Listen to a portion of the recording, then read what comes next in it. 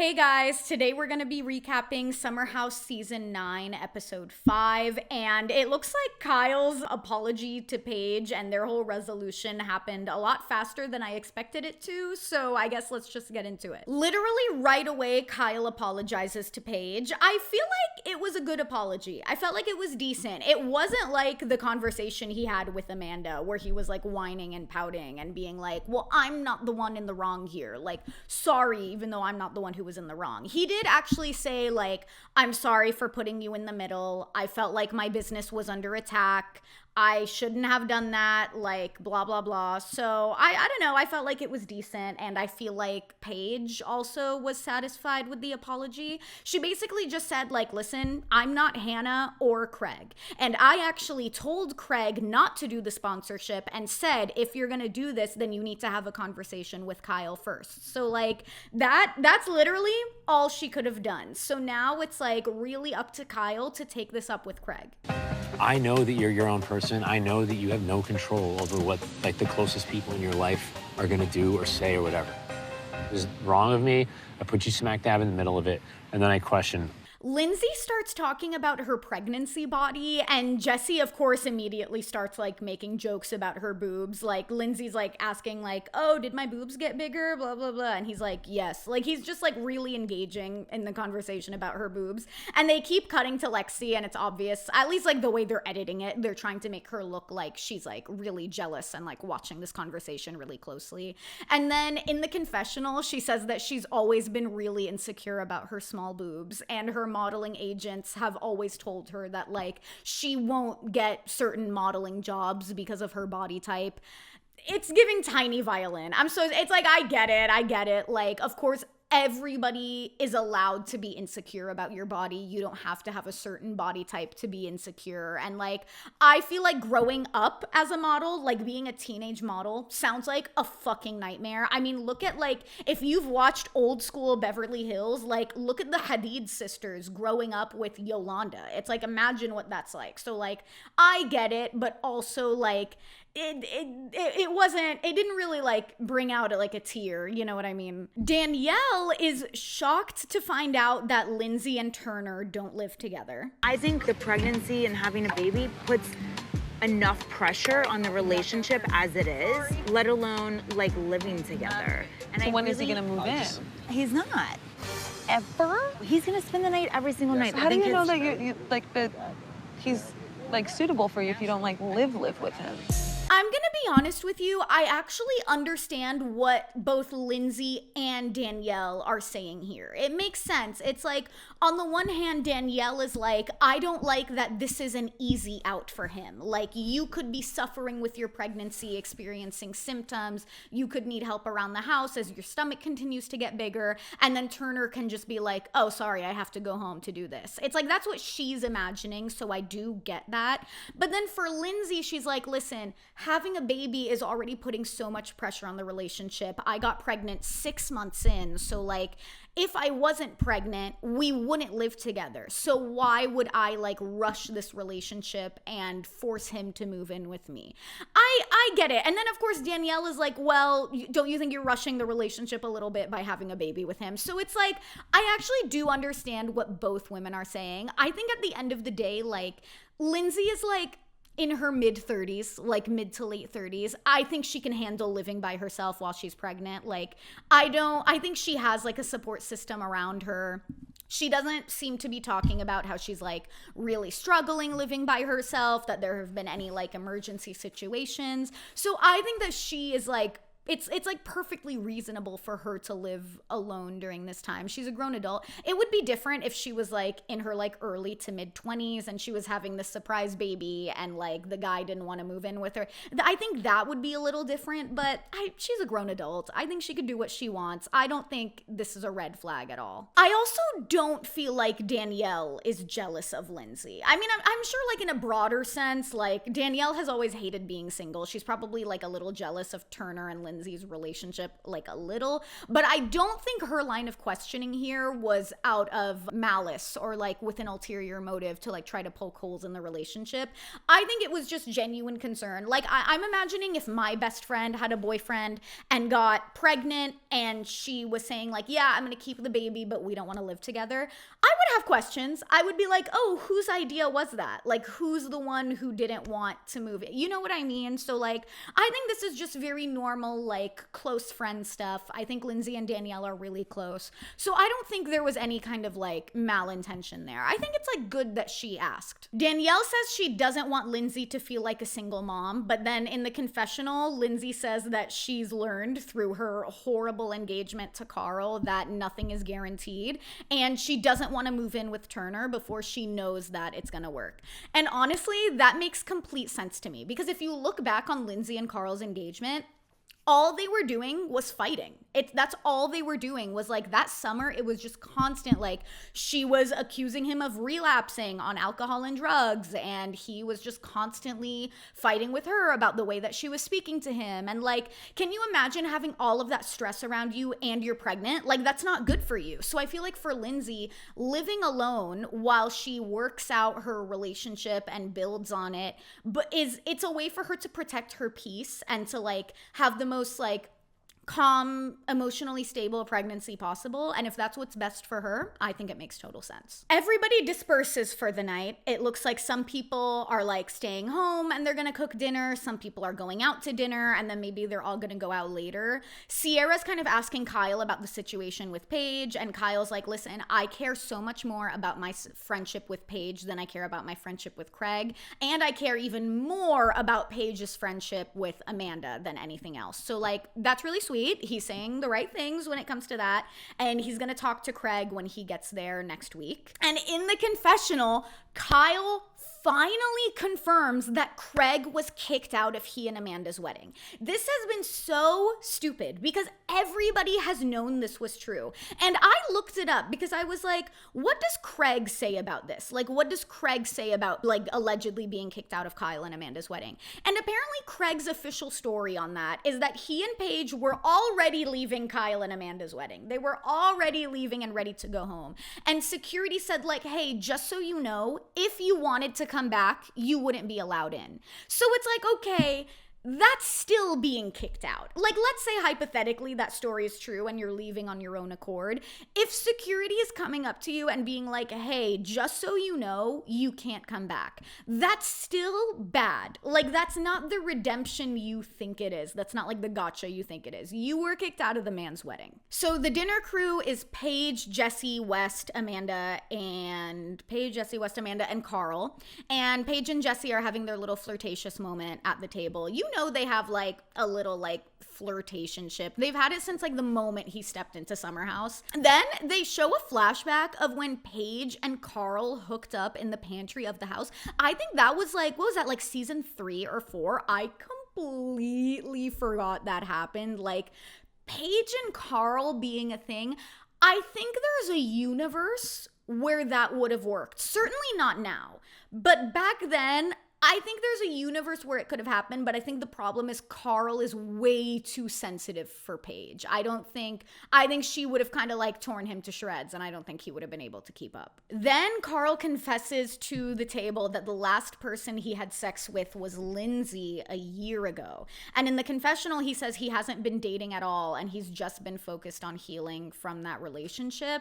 I don't think that's a bad thing at all. Honestly, I think that was a good move from him. I mean, I think in general, it's just kind of like good practice. I think like sexual discipline is important for everybody to learn. I feel like that's certainly something that like maybe Jesse and West could practice and like see how long they could get. But like, yeah, I feel like it makes sense. Like, if you look at Carl's history, like he had a horrible problem with drugs and alcohol. he became sober, and it greatly improved his life. So I feel like it tracks that, like, his last relationship was very, very traumatic, and then it ended. And so he's like, maybe I should abstain from sex and dating too. I feel like that makes sense. And he seems a lot more at peace. Like, I feel like from the moment he got into the house, you could tell that he's like this different person. So I think it's worked out for him. I think it'll be interesting to see Carl get back out there, because I feel like throughout the course of the show, we really haven't seen him date anybody except Lindsay. Like, I don't think he's ever brought a girlfriend to the house. He's only ever like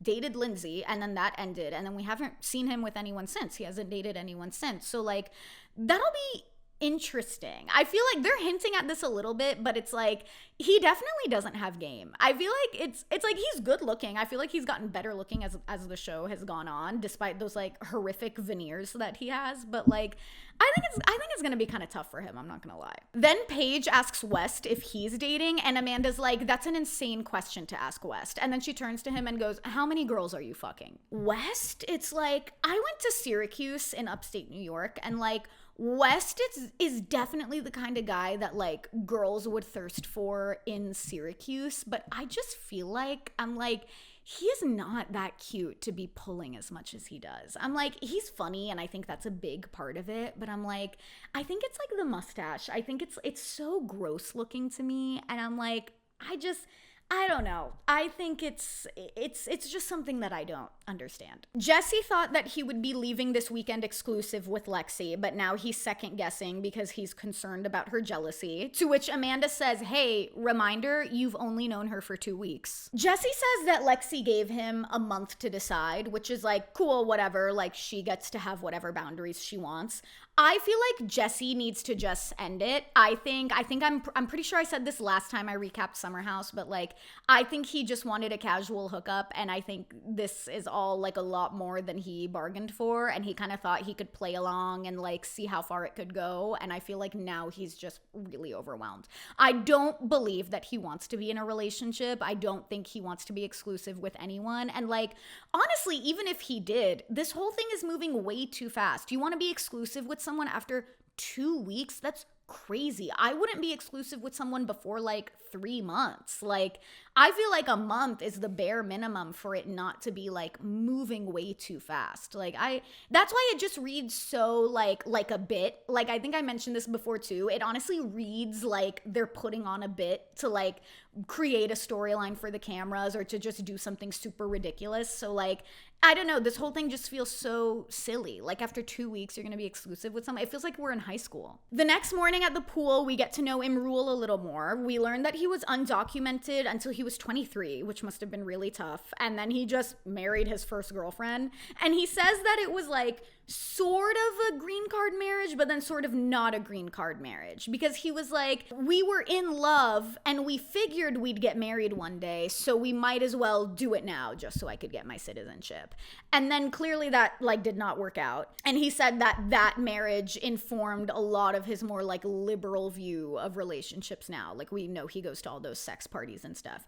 It's interesting because Imrul has been in like 3 episodes by now, and I feel like we really haven't seen too much of him like at all. And I feel like I'm kind of having trouble understanding. I'm like, is he a friend of? I feel like Summer House doesn't have friends of, right? Summer House just has cast member. Oh no, Danielle is a friend of.